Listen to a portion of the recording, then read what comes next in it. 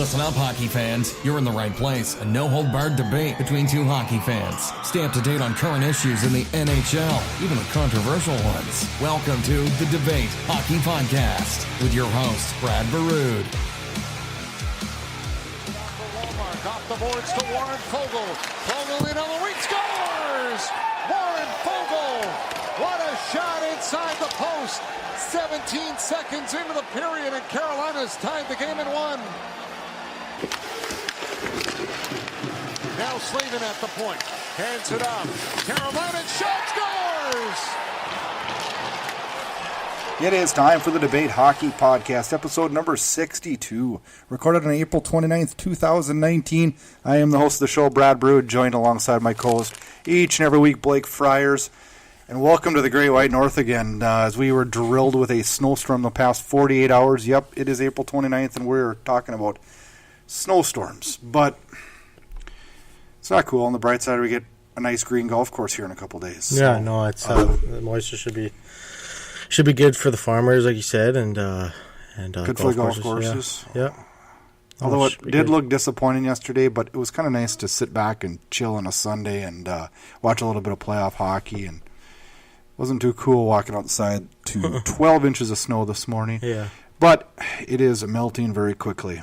Yeah. Blake, I'm tired. 7 straight nights of overtime last week. No, I love it. That's what playoffs hockey's all about, right? You know, you sacrifice some sleep to watch a little double overtime, whether it's the late game or the early game. But no, I love overtime. It's one of my favorite part of the playoffs.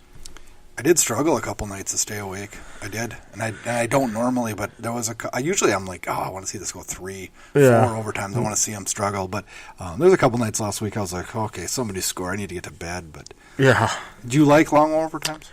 Depends who's playing. Like if it's like a Carolina Islanders, I probably won't.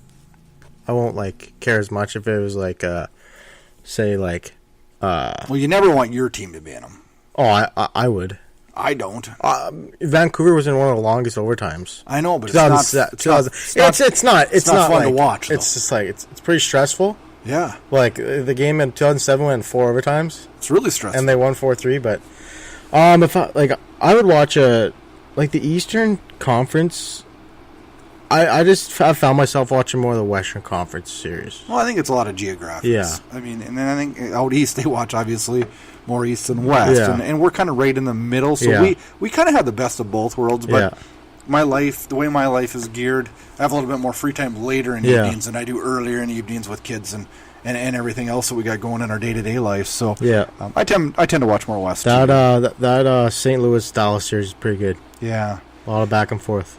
Back to overtimes a little bit, though. I got a couple of questions. Do you think, like last year in the first, hardly any overtimes last year. There was more overtimes in the first round this year than there was all year last year. The whole playoffs, yeah. But with overtimes tending to get longer and longer and longer, you better not say 4-on-4. I'm just saying. Do you at what point? No, that would ruin the game. I know, but it's a fear that I have every year. And when you're talking, and here's why I bring this up. When you talk about television deals and the influence financially they have on the league, at what point does Sportsnet and NBC say, I can't block my TV programming, and what if this goes 3 overtimes? I can't. We can't adjust that much. Well, it's Sportsnet Central that's on after the games. I'm just saying, though. There's other things that it blocks. Highlights, that's it. No, if it's a day game, it could be a Blue Jays game in the afternoon. That's why they have Sportsnet 1 and Sportsnet World. But Blake, not everybody gets all those channels. But that's the way, when the playoffs are on, the Blue Jays aren't even on Sportsnet. They're on Sportsnet 1. But you get what I'm saying. But, okay, I'm talking in America, which is more influential than Canada. Yeah. Hates to say that, but it's the truth. What would you rather watch, horse racing or NHL playoffs? I'm just saying, NBC runs the show. Oh, I know. They don't. Their best hockey isn't their best ratings. It's not even close. NBA playoffs, it's higher.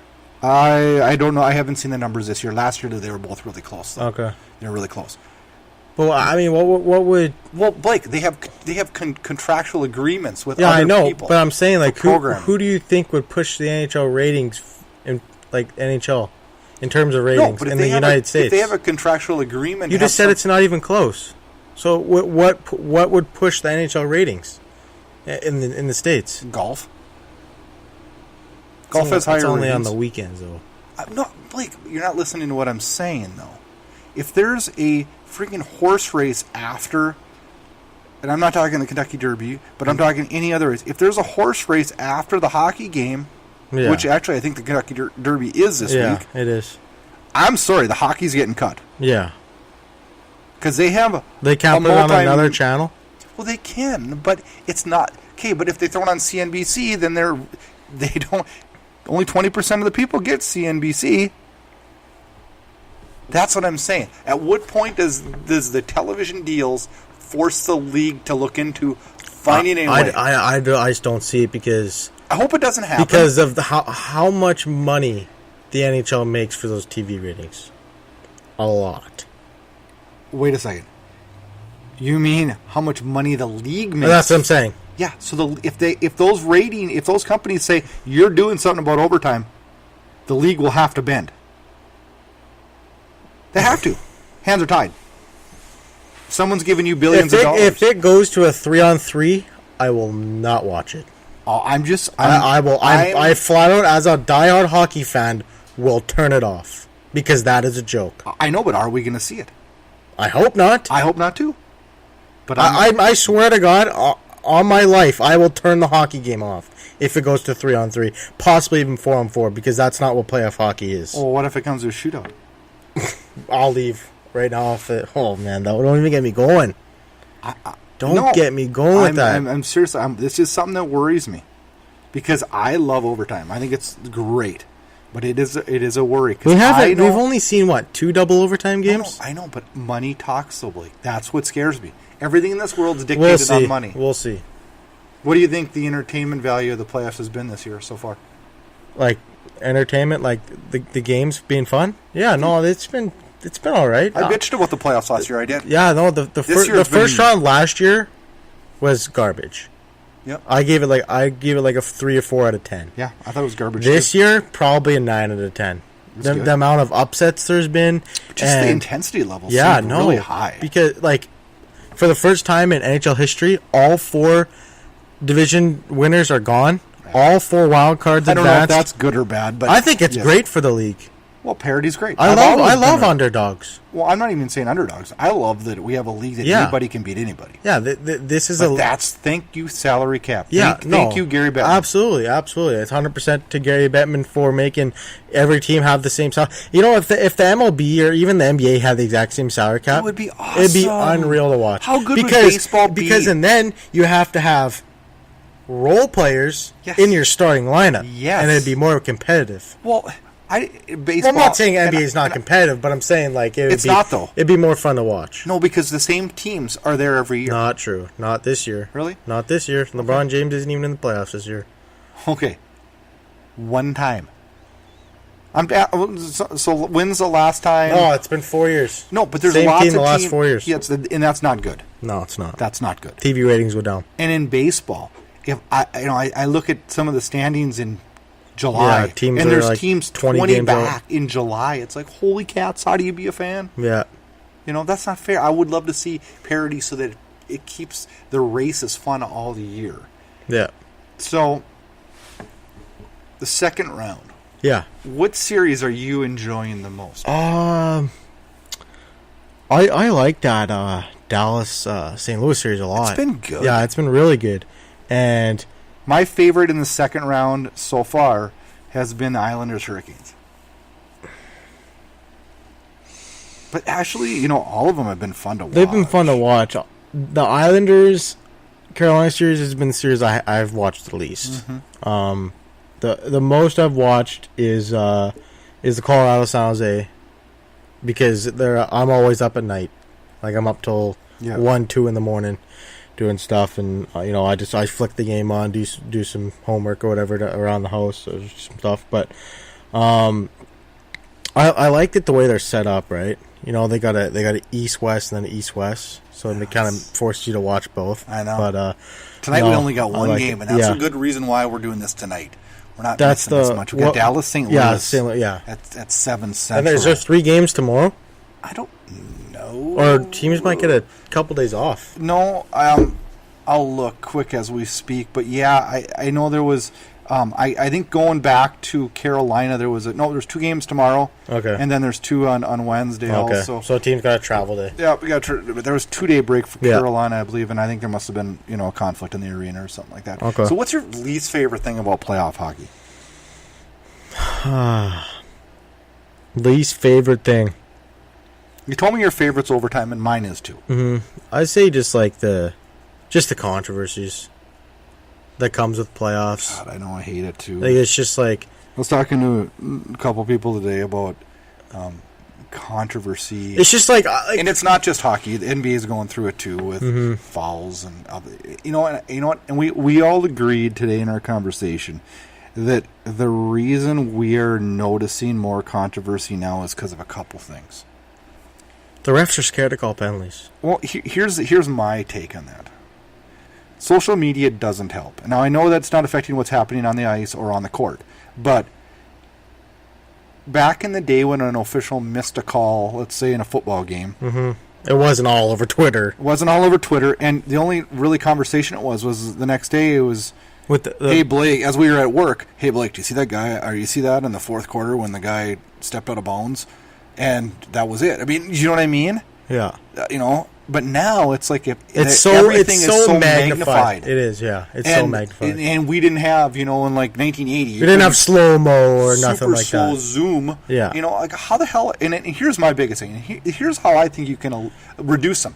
We're asking these officials in the NHL, and yep, I'm not a big... To make every perfect call at such a fast speed. At a fast speed. But you know what we're also making them do?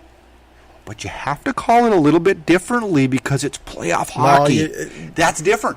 They're used to calling it a certain way for 82 games. It becomes instinct to call it. And now they're letting things go a little more. The rule book goes from a dictionary in the regular season to a little binder in the playoffs to one piece of paper in the finals. Which is a huge problem. It is. Because if you're going to play, you need to play the way... Is that a good analogy? I think, yeah. They take one page of their playoff rule book and put it for the finals. And I don't like it. Because teams... You got to stick to your dictionary throughout the whole season. Well, October to June. If you're an official, Blake, how can I look you in the eyes and be pissed at you for missing a call in the first round when I've told you call it this way in the 82 games, but you need to do it this way now this week? How do you just flick that switch? Because it's like any other profession. You learn the right way, and you learn it, and it's instinct. It's a craft. It becomes instinctual. And then we're asking them to change that? That's bull. Yeah, but just... I mean... what happened in Game 7? I was pretty heated. We're gonna get to that here coming up. I was pretty heated. But you know what? This intro, from that, Blake, this intro, we're gonna get to that. This intro, it's long as overtime in the NHL. We better get on with the show.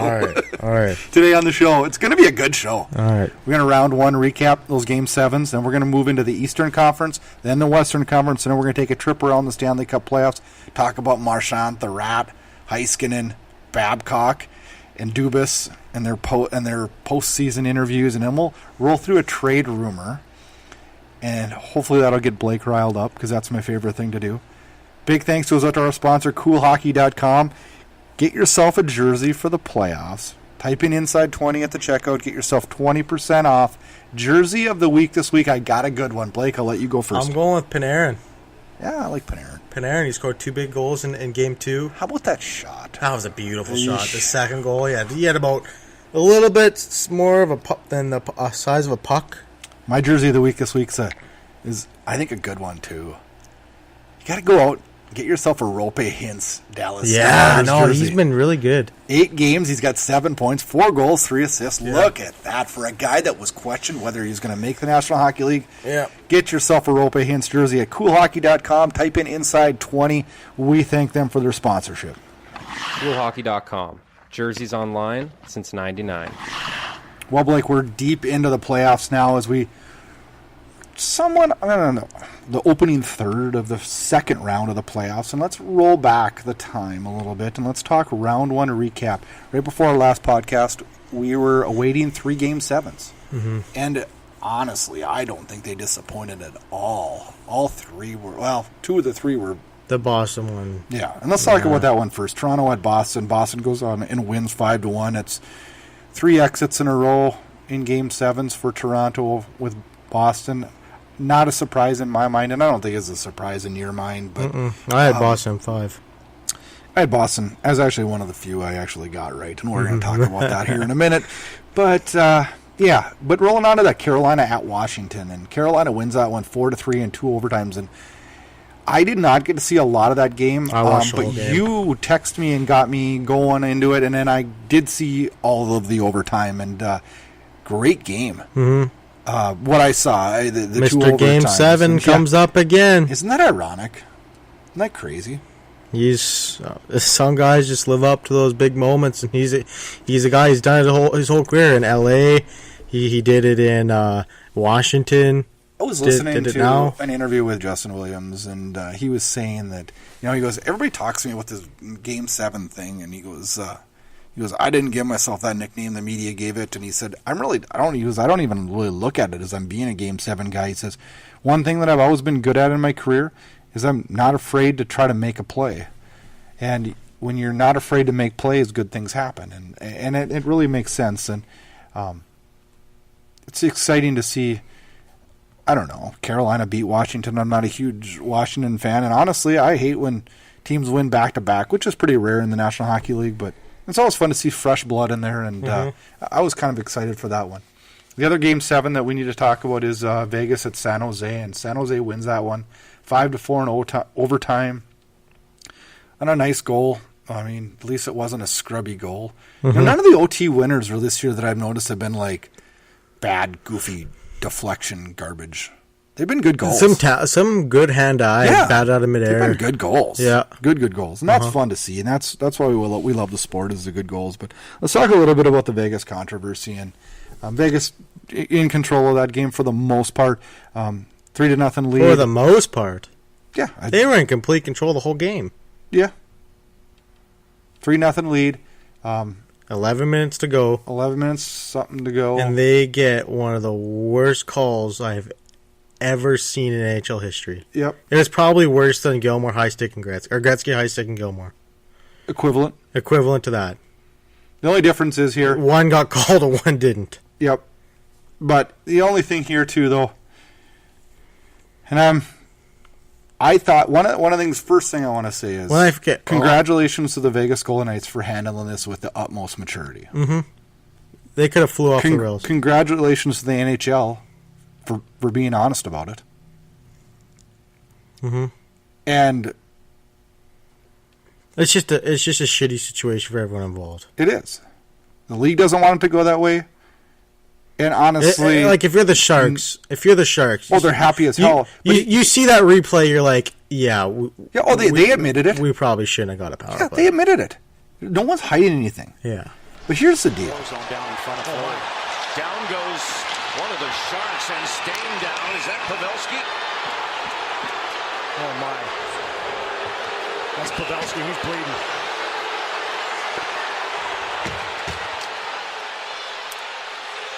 And the referees are talking right now.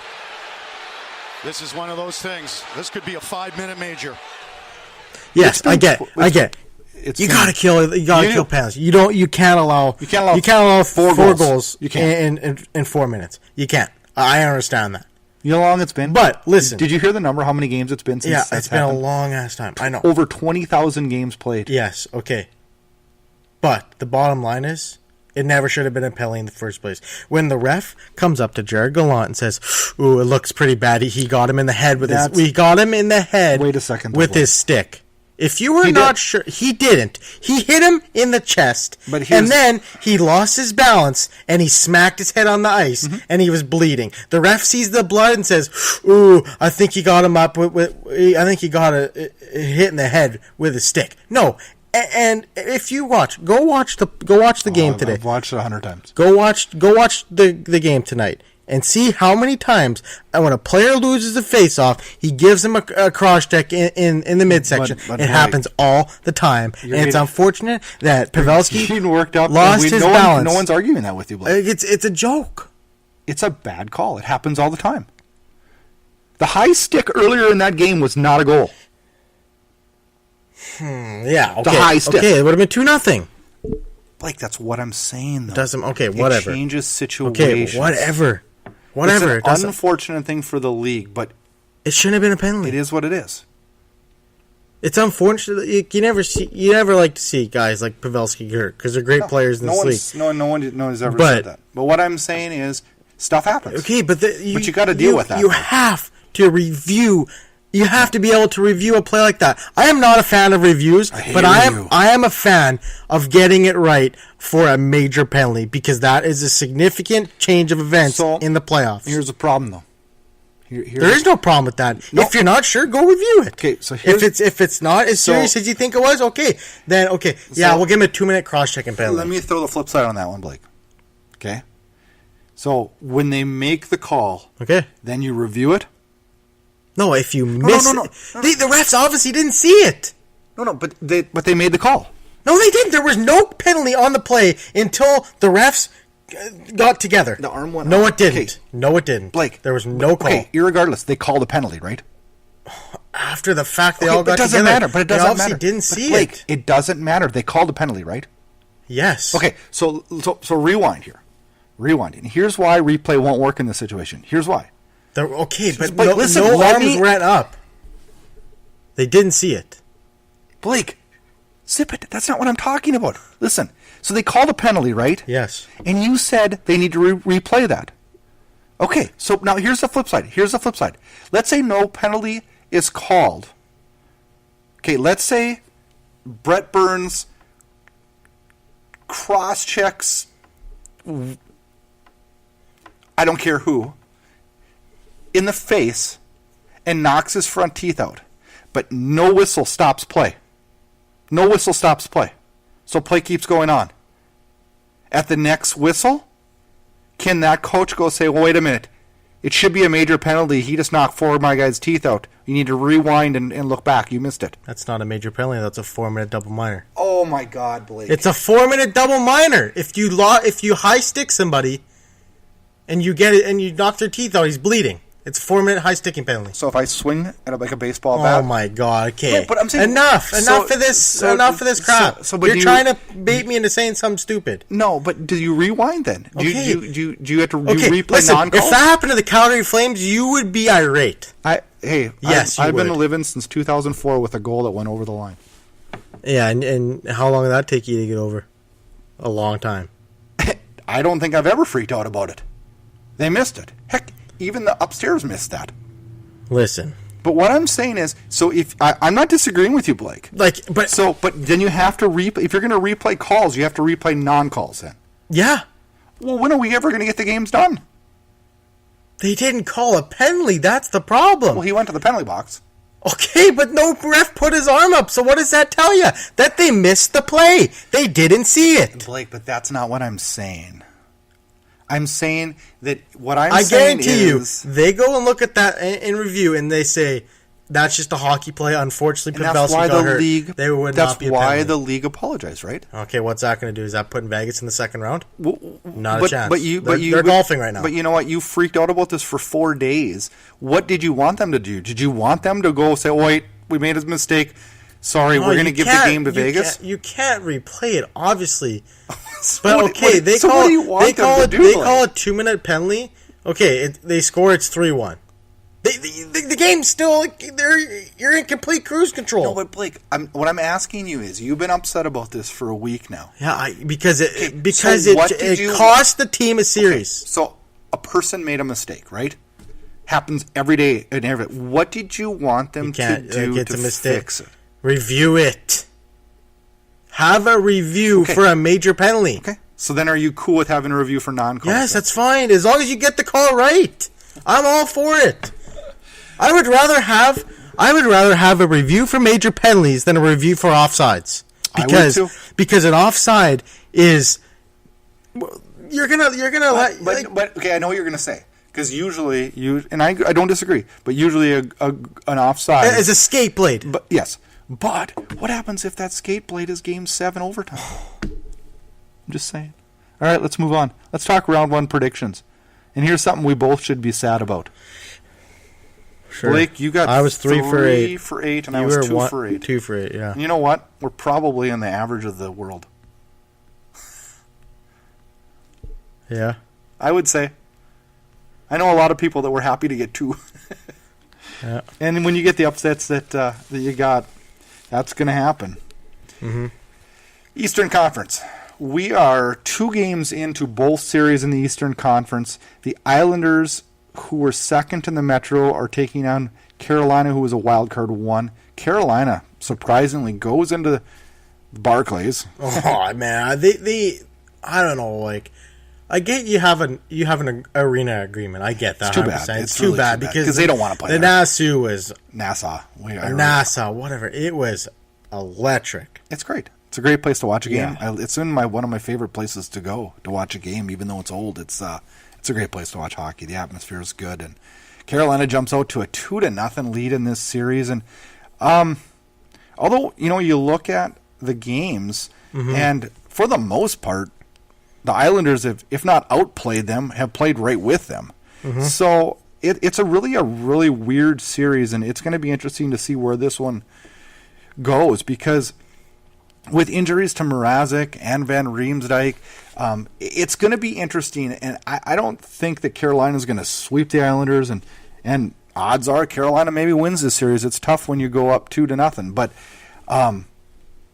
it's going to be a tall task for the Islanders. But this is one I feel like could happen, and a comeback it could happen. The Islanders do need to start scoring more. With 1-0 overtime loss in Game 1 and then a 2-1, they've scored 1 goal in 2 games. That's not going to cut it in any series. And their 1 goal was off of Jacob Slavin's backhand. Yeah, it was not a good goal. And you look, they've only allowed 1 goal in Game 1 and 2 in Game 2, so you really can't pin this on Lehner at all. Even though the overtime goal. I was better with the overtime. He went down early. It's like but it was deflected. It's like, yeah, but you got to seal your post. The first goal I didn't think was a good one yesterday. I didn't think the first. It was just a quick shot. I mean that's one of the hardest saves to make as a goalie, right under the blocker. Or off the post, and it's a perfect shot. Yeah, that's a tough one. Mm-hmm. They go back and play Wednesday night in Carolina now, and that'll either be a benefit for the Carolina or a distraction. It's tough to tell on what will happen there. Rolling on to the next series in the Eastern Conference, and that is the Boston Bruins and Columbus Blue Jackets, where we're tied 1-1 in that series. Boston wins Game 1 and 2, in overtime 3-2. Columbus comes back and wins Game 2, 3-2 in double overtime. Yep. And boy, you can't get a series that's going to be any tighter than this one. Man, this one's probably going 6 or 7 if I had to predict. This is a fun one to watch. Yeah, too. No, it is. It's good. We've all said that this wasn't our favorite series to watch, but in hindsight, it's probably the best one so far. Probably the best one. Yeah, it's probably the best one. You got 2 overtime games. Like, how do you argue that? Goes back up top again. Will they try this play again? Atkinson, Panarin shoots it. There's a loose puck. Duchesne scores. Matt Duchesne with the overtime winner on a power play. And the Columbus Blue Jackets have tied the series with a 3-2 victory in Boston. Mm-hmm. Good games. Yep. They start up again Tuesday night and play Thursday in Columbus. Panarin has just been amazing in this series. Yep. He's creating his own checkbook for the summer. I also think Rask has been outstanding also. So has Bob. Bobrovsky's been good. Now, okay, is he playoff season? Oh my God! Yeah, he's proven himself, and he's won a series. How about Rask? You ripped on Rask too. You said me Rask was garbage going into the playoffs. He's a guy that he went to the Cup in 2013. Mm-hmm. But other than that, he hasn't been nothing too special. You know what I mean? He's gotten out of the second round once. I've always thought of him as really a good, consistent goalie, though. He's not. He's overpaid. Well, if he's overpaid, then Carey Price is really overpaid. You got to agree with me. Anyways. You've got to agree with me. Anyways. Right? Okay, round 2 predictions in the Eastern Conference. Blake, you have the Islanders over Carolina in 7. That's going to be that could happen. Mm-hmm. Columbus over Boston in 6. That's going to be a tight series. That probably has the best chance of going 7, but usually series end prior to Game 7. Mm-hmm. I got the Islanders over Carolina in 5. Well, that's not going to happen. They still could win, but it's definitely not going to be in 5. And I got Boston over Columbus in 6. So we just have that one flip-flopped in 6. And boy, that one looks like either one of us could be right on that one because that's a draw of a series. Yep.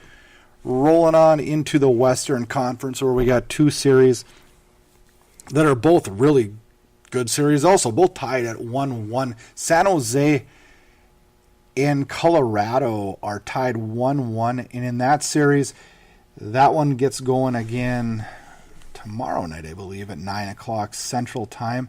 Yes, and they play also Thursday night. Series tied 1-1. San Jose wins Game 1 5-2. Colorado comes back and wins Game 2 4-3. Big hits in this series. Yeah. Super physical series. Good goals, lots of goals. This is way more goals than we're used to in a playoffs, so a lot of fun to see. I don't think either goaltender has been outstanding. I don't think either goaltender has been terrible. Grubauer's been I'd say a little better than Jones. Just he makes more of the saves that he needs Jones to was make. really good in Game 1. He was. He didn't get tested very much though. No, not. Jones is at a .907 for the playoffs, and Grubauer's at .924. Grubauer's an interesting story for a guy that got yanked in Game 2. Yanked in Game 2 last year from Washington, watched the rest of the way, won a cup watching.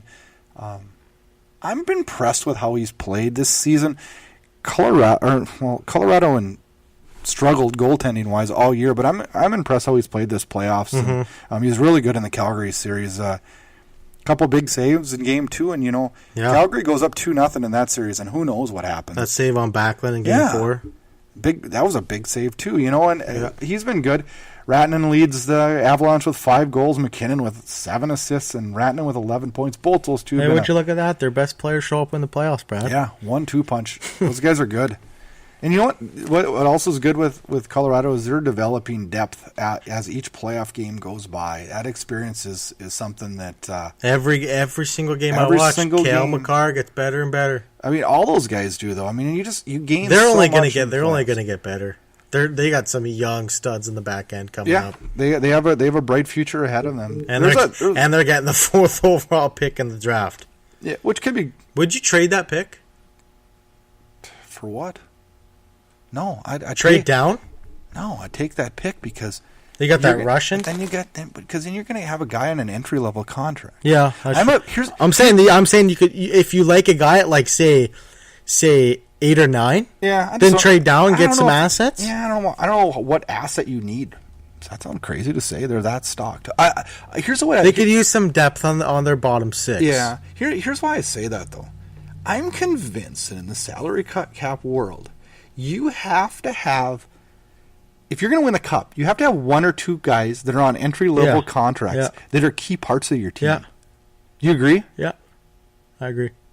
And I think Colorado is setting themselves up masterfully for that. This team's going to be something to reckon with in the future here. In the other series, we got the Blues and Stars tied at 1 apiece also. I'm sticking with my Stars prediction. Yeah, I got the Blues in this one, but remember when you told me that? We'll put Bishop's picture up there because they won't be in the round 2. Remember you telling me that? Probably. You did tell me that. What happened? Probably. Game 1 went to the Blues 3-2. Game 2, Dallas bounced back on Saturday night with a 4-2 win. This one gets going again tonight in Dallas, and then Wednesday night also in Dallas. Mm-hmm. Both close games. Yeah. I mean, 3-2, 4-2. Both good games. This could go either way. Goaltending, Binnington's at a .911 for the playoffs. Bishop's at a .938. And as much as I've been on the Binnington bandwagon, I think he's been amazing. He's got the Blues to where they're at, really. But Ben Bishop, he's a good goaltender. He's very good. Might win the Vezina. Might. Who else is in there with him again? Lehner? It's Lehner and Vasilevsky. Vasilevsky will win. I don't even know if I agree with that. Why? Like Lehner, to me, if I had a vote, I'd give it to Lehner. You can literally put an average goalie in, and they're still going to win games. They had Louis Domingue in net, and they're still winning games. I like Louis Domingue. Okay, I like him. No disrespect. I'd go get him if I was a team. Exactly. I like him. But I'm saying, like how can you have Vasilevsky win the Vezina when? Because half of these awards are junk. Look at their team. They won 62 games. Vasilevsky didn't steal them very many games. They scored 5-6 goals a game. Yeah. No, I'm with you. And Lehner and Dallas had to work harder to get in. I think Vasilevsky's a great goalie. I just don't think he should win the Vezina this year. No. I think he's a great goalie. Yeah. Jaden Schwartz leads the Blues with 5 goals. Pietrangelo, 7 assists and 7 points. And he's really been a stalwart on the back end for the Blues. And for a guy that was one of numerous players on the Blues that were probably going to get shipped out before deadline. It's funny how the times have changed there. Dallas, on the other hand, is having some problems up front with coach calling out his first line a little bit, I guess, in the press to spark them the other night. In game one? After game one, yeah. After game one. And, Jamie Benn's got 6 assists, but Tyler Sagan's been kind of non-existent, but when Rope hints... Non-existent? He hasn't been that great. He hasn't stood out in the 2 games, but he put the team on his back in the first round. He did. He definitely He had 6 points. Yep. No, yeah. 6 points in 6 games. Yeah. Or 5 points in 6 games. Yeah. That's fine. But to win round 2, you got to be... Yeah, you got to be a little better. But when you got guys like Ropey Hintz stepping up... Yeah. It takes a little pressure off your big guys. Absolutely. You got to have those guys like him. He's going to be that secret player for them that's going to help carry them. And you need guys to step up in the playoffs. Mm-hmm. You look at every Stanley Cup team, and everyone has somebody that's kind of somewhat unexpectedly stepped up. Yeah. You look at it. You look at the 2010 Chicago team. Right, you had all those guys, and it was Dustin Byfuglien that stood up and put the team on his back, right? So yeah, there's always guys that fly under the radar in the road to a cup. Predictions for the West, Blake. You have Colorado beating San Jose in 7. You have Dallas beating St. Louis in 6. I have Colorado beating San Jose in 6. And I have St. Louis beating Dallas in 6. So one different there. Yeah. Now let's go around the league. Lots to talk about in the National Hockey League and some crazy stuff that has got my blood boiling again because this guy, boy, I don't understand it. Brad Marchand, back at it again. Yeah, he steps on Atkinson's stick, and I thought Atkinson handled it well. He's like, you owe me $300, and you know what? Here's something that I don't know. He thinks he does stuff that he thinks is funny. He's a shithead. Yeah, he's a shithead. Yeah, and there's 2 things that shock me more than anything on this, and I think we probably went down this road on the show before. But at what point does your team and coaching staff get embarrassed of your stupid shit? At what point does his teammates call him out on this? Mm-hmm. No, I mean, it's just, you love to have those guys in your team, though. Not if they're embarrassing, though. You can be a great agitator, but you don't be embarrassing. Stepping on a stick like that is Bush League. Because you know what I would have done if I was Atkinson? I would have slowly dropped my glove off, and I would have sucker punched him and knocked the shithead out. And I would take in the suspension because every other player in the NHLPA would have sent me a check. He's going to meet his maker one day. Win. I've been saying that for 10 years. He's going to meet it. Win. When's he going to meet it? I would get a guy like John Scott every time. I would run him. If I was a general manager day 1, I'd be like, all right, February 5th we play Boston.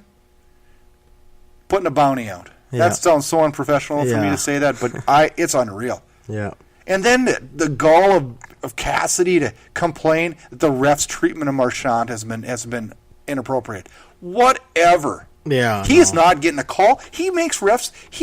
tries to make refs look stupid all the time. Yeah. If I'm a ref, I'm not calling anything on him. No, unless it's obvious, but... Unless I have to or I'll lose my job. Yeah. That guy's a gomer out there. He causes stuff, and it's so immature on how he acts. It drives me crazy. Yep. And he makes Boston a team I don't want to cheer for because I don't want him to have any success. I would love to have him on my team, though. I wouldn't. He's a guy you love to have on your team and hate to play against. If I had him on my team, I'd say, listen, I want you on my team because you're a good player, but you can't have the antics. You do one thing by licking somebody or stepping on somebody's stick, I'll ruin your career. You can't. You can be instigator. Okay, I remember who Jarkko Ruutu was? Yeah. Played for the Canucks? Yeah. Hated that asshole. But you know what? I respected him too because he was never an idiot. He irritated every team out there. Everybody wanted to strangle that little guy, and he had run off to the bench and hide underneath behind the trainer every night so he didn't get his ass beat. But you know what? He was never unprofessional and a goofball like Marchand was. Mm-hmm. Remember the time? He irritated people all the time, though. He drove people bonkers. Remember the time against Calgary when he put his stick behind Phaneuf, and Phaneuf went to drop his gloves, and he tripped over? Hilarious. It's hilarious. And then Drutko goes and changes. Yeah. And Phaneuf picks his stuff up and goes and changes. But that's the stuff I'm talking about, though. But you didn't see him, spitting on people or licking people or stomping on sticks or doing bush league garbage. Mm-hmm. He just was a pain in the ass out there. Yeah. And I at least respect that. Yeah. Now, Miro Heiskanen, 19-year-old Dallas defenseman, snubbed, gets left off the Calder Trophy finalists. And this kind of pissed me off because, I totally agree with Binnington. Agree with Pettersson. But I don't agree Rasmus with Dahlin is on there. You want to know why he's on there? Because he's a number one pick, and half of those guys that vote on that out east don't even... he must be great because he's a number one pick. Pisses me off. The validity of the voting is wrong on this. It's wrong. Heiskanen by far has been way better than Dahlin this. Yep. Way better. I agree. Well, I think it's unanimous that Pettersson's going to win the Calder, I think. Binnington, what he did, hell of a run. You can't win the Calder starting 32 games. I'm sorry. You can't do it. It's unfair. It's tough. He probably deserves it. No. He did more for He his started team. 32. Pettersson put his team on his back and had the Canucks drove them to the golf course. 3 points out of a playoff spot. Yeah, but towards the end of the year, he kind of wore down because of how much he had to carry the team. I'm not knocking Pettersson at all, and I think he'll win. I do. But I'm just saying what Binnington did was pretty damn amazing. I just don't think you can win a Calder starting 32 games. I don't know. I agree. I don't know if I agree or disagree with that. Yeah. I don't know. It's what sucks is it's hard because we're not comparing two players. We're comparing two positions that are so different. Yeah. That's what makes it really tough to manage and determine what's more important. But another topic I want to talk about is the Toronto Maple Leafs, and we find ourselves talking about them frequently. So does the whole hockey world. Mm-hmm. Who we kidding? Mike Babcock, Kyle Dubas have their exit press conference. Did you hear that, Blake? I did. I got a couple questions for you on this. Sure.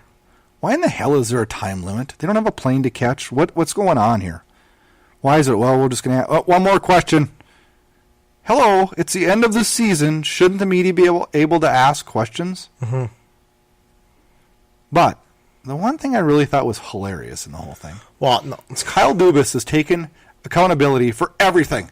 The penalty kill wasn't good this year because of me. What were you? Did you play? Were you out there? Should you been blocking shots? Yeah, he probably has some reservations on who he gave them as tools to be on the penalty kill. Mm-hmm. But you know what? He was just trying to take the stones for everything, and that's not right. Because you know what? One thing I haven't heard Babcock do at all this year is take the blame. Is take any ownership. He's a blame pusher. Yeah. And you know what? Real leaders don't push blame. Mm-mm. Because you know it's what? Funny, no, I don't think Babcock did a horrible job this year, but I don't think he did a great job.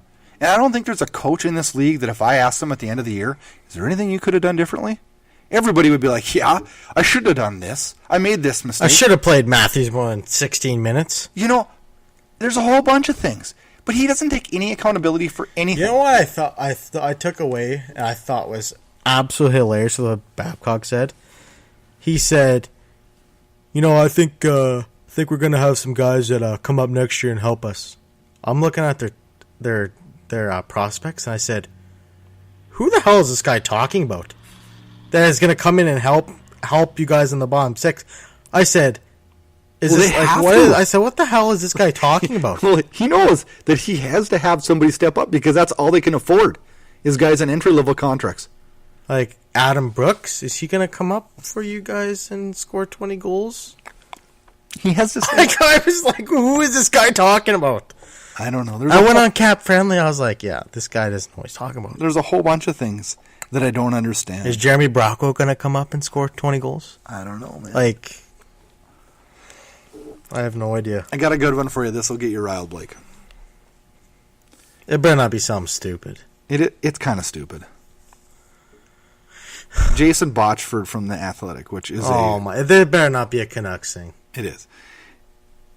I love The Athletic. I don't know. I recommend everybody read that. The articles on there are great, and they're very good. They're not garbage stuff. So there's got to be a little bit. Where there's smoke, there's fire. Get to your question. Trade rumor.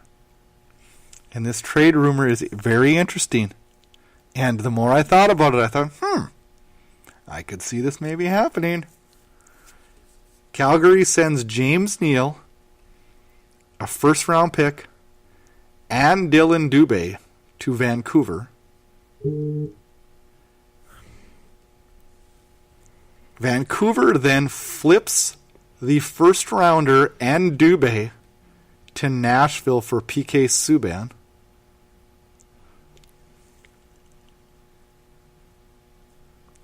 Is that the whole trade? Calgary would have to get something, but it didn't name that in the article. So I don't want to speculate on what that would be. First off, I don't think Calgary would give up that much. First of all, why would Calgary give up that much? Because what did they get? Well, that's what I'm saying. They didn't name anybody going back.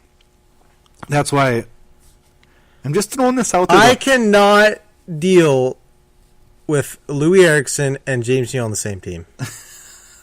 $10 million for 20 points combined? No thanks. No thank you. I'm not having that on my team. I would not trade. But you get PK. I would not trade. It's going to put the Canucks in cap trouble. I would not trade the 8th overall pick and Dylan Dubé for PK Subban. No. The Flame. You'd flip the Flames' first round pick. Oh, so it'd be like a 28th pick, 26th pick, or whatever it is. So where did our first go? To Calgary? No, you still keep your first. Oh, so we're getting a first for taking James Neal's contract. Yes. No, I would probably do that.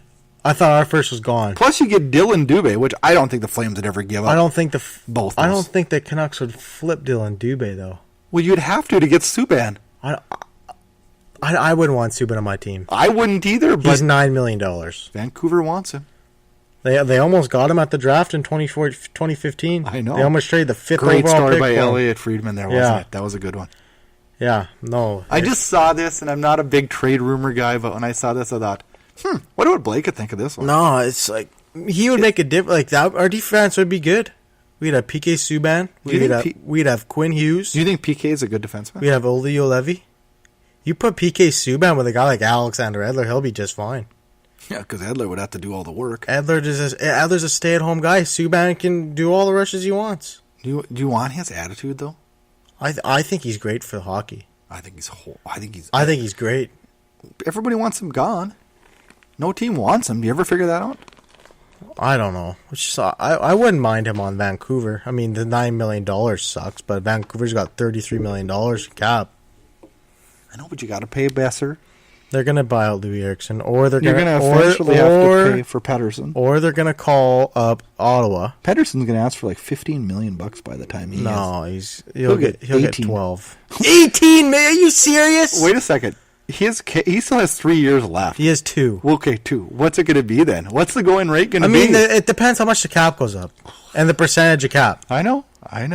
It's going to be 12. It's going to be at least 15, probably. That's scary, isn't it, to say that?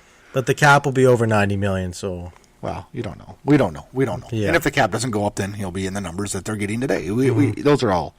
But I don't know. I like three-way trades. Just like as it made, when I first read it, I'm like, what in the world?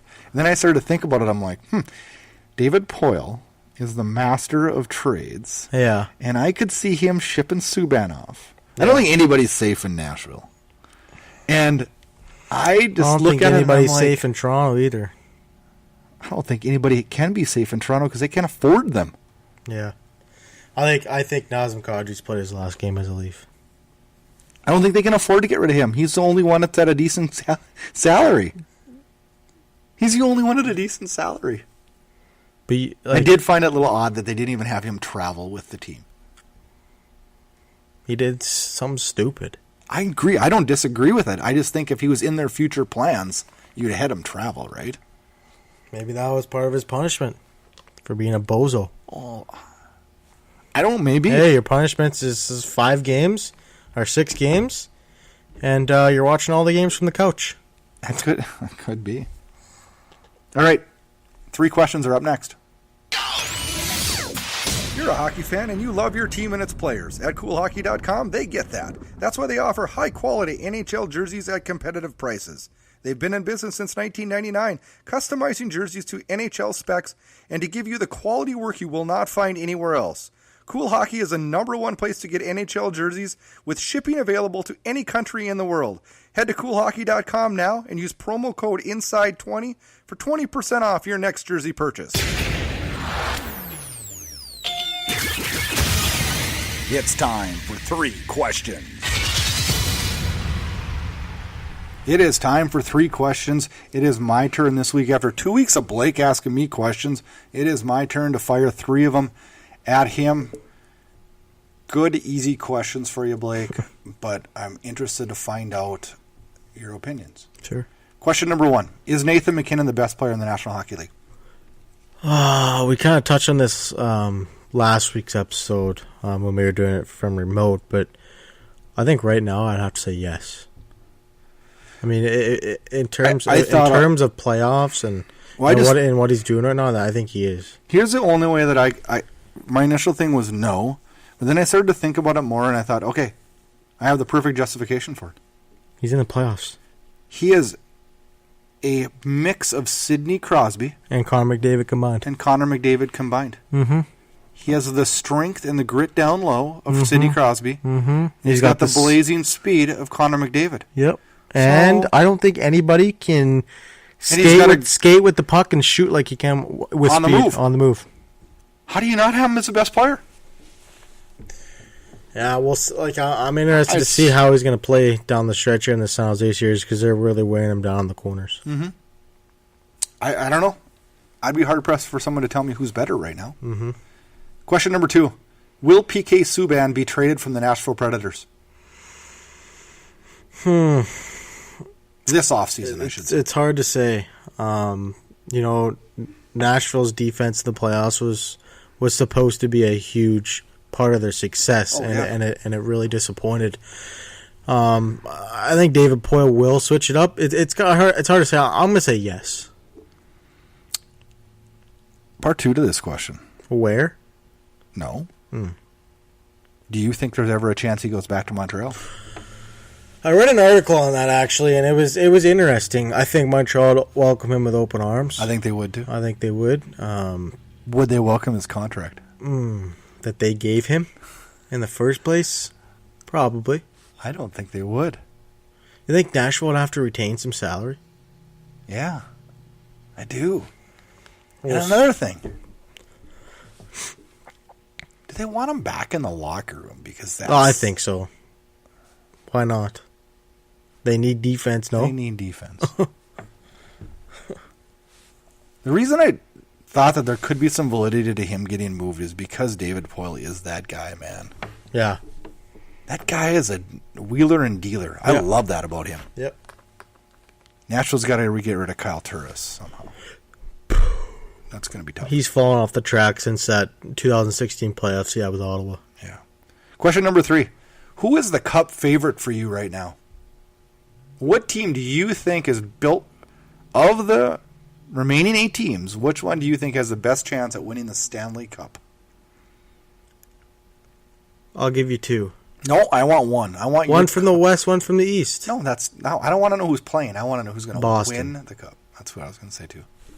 But if I was to name a wild card though, like a team that's like has a chance, but like I don't think they'll get there, is Colorado. Yeah, I don't disagree with you on that. Like I think Colorado's going to go to the Stanley Cup this year. But as much though, I think San Jose could too. Even though I Colorado. Hey, listen, I'll tell you this right now. I'll go on air saying this. Whoever wins that series is going to the Cup. Probably. It's a bold prediction. A lot of people have the Blues targeted, but yeah, I don't know that you're not. You're probably right there. You know, that's what's cool about this round is it's really up in the air. Yeah. You could literally take a coin and flip it. You can take a coin and flip it for all the series. Well, we proved that in round 1. Yeah. We proved that.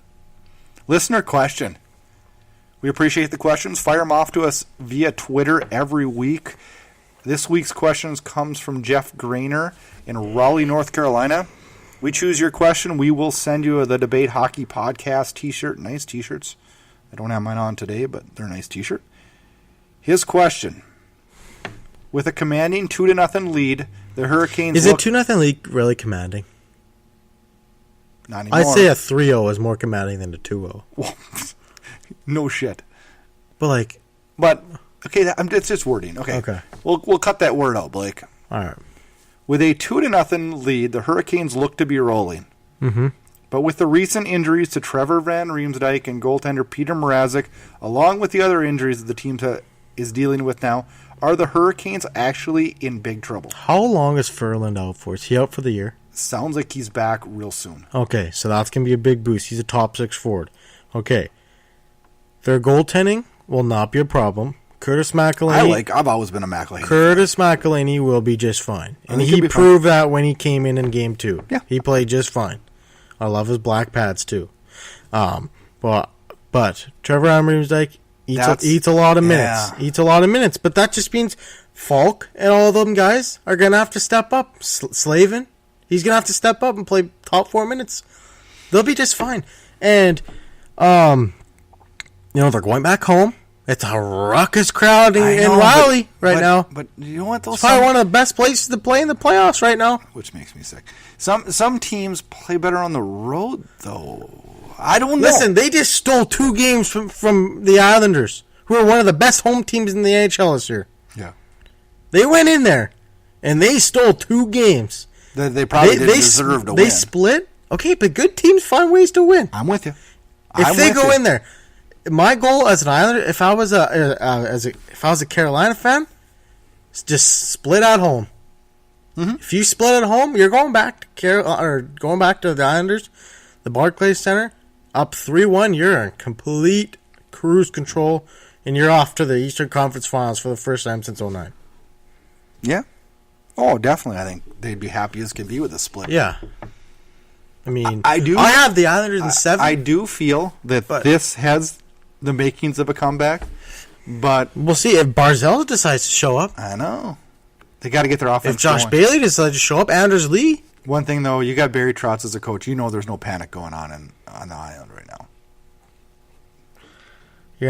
They lose this next game. You're not panicking for the lack of goals? I'm worried. I'm worried, too. But I feel like that gate's just going to freaking open and they're going to score 6. You can say that with lots of teams, though. Oh, yeah. You we'll see. You can say that in almost every series. Most of the stuff you say about any of these series. If Carolina splits, they're going to win 5. Then they're commanding. I don't know if it's 5, but they're going to win. Yeah. Make sure you follow the debate. Unless you're the Polo San Jose Sharks. Come back 3-1 down and win. Yeah, that happens more frequently, though, than you think. Yeah. It really does. Mm-hmm. Because all of a sudden you're down 3-1. You win one game. You win one, all of a sudden it's 3-2. It's like, well, we can do this now. Mm-hmm. Follow the debate on Twitter at Debate Hockey. Communicate with us. Talk to both Blake and I through that. You can also email us. Also, a Facebook page out now called the Debate Hockey Podcast. Follow the Facebook page. We'll be adding more to that. That's just new and recent, and we'll be doing a lot more on that Facebook page. And also, we'd really appreciate if you would go out onto iTunes and rate and review us. That'll move us up in the iTunes. We appreciate each and every one of you for listening. Playoffs continue. We'll be back next week with another edition of the debate, and hopefully lots more hockey news. I don't want to talk more overtimes. I don't want to talk controversy, though. No. Even though it's fun to argue with you. Yeah, I don't know. I just hate controversy. So do I. It doesn't belong in the playoffs. Leave that shit out. I like wild stuff happening and drama, but I want drama being an overtime Game 7 winner. That was a good goal. Yeah. Hey, we forgot to talk about the goal that got disallowed in the Carolina series. Which one? You didn't see it? The disallowed. He kicked it from behind the net. Oh yeah, that was not a goal. It should have been a goal. He kicked it. But he didn't like distinctly kicked it. He just kind of like, I don't know. Have you read the rule book? If you kick the puck and it goes into the net, it's not a goal. That was an easy one in my mind. I don't know. He kicked it. I don't care where you kick it, what direction. If it goes in the net, it's not a goal. It's kind of creative. I wish you could kick the puck in because he kicked it from behind the goal line and banked it off the goalie. I always said that you should be able to high stick the puck in and kick the puck in. Like if you're that talented to kick the puck through your legs from behind the net and put it in, it should count. I don't disagree. Yeah, we forgot about that. We didn't. We talked about it just now. Yeah. So we didn't forget about it. Yeah. Almost forgot about it. Add it to our notes. Yeah. Anyways, thanks for listening today. Hope you enjoyed the episode.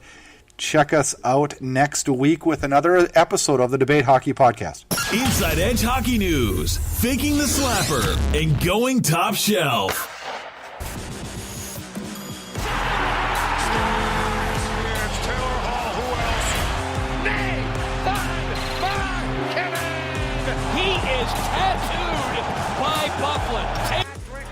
Thanks for listening to the Debate Hockey Podcast. Check out InsideEdgeHockeyNews.com for all your hockey news. Follow us on all forms of social media, and make sure you download the debate on your favorite podcatcher. Check us out on Spreaker, SoundCloud, iTunes, iHeart, and YouTube. A special thanks goes out to our sponsor, CoolHockey.com. Make sure you check out their website, use promo code INSIDE20, and save 20% off your next jersey purchase. Thanks for listening, and we hope you enjoy this week's hockey action.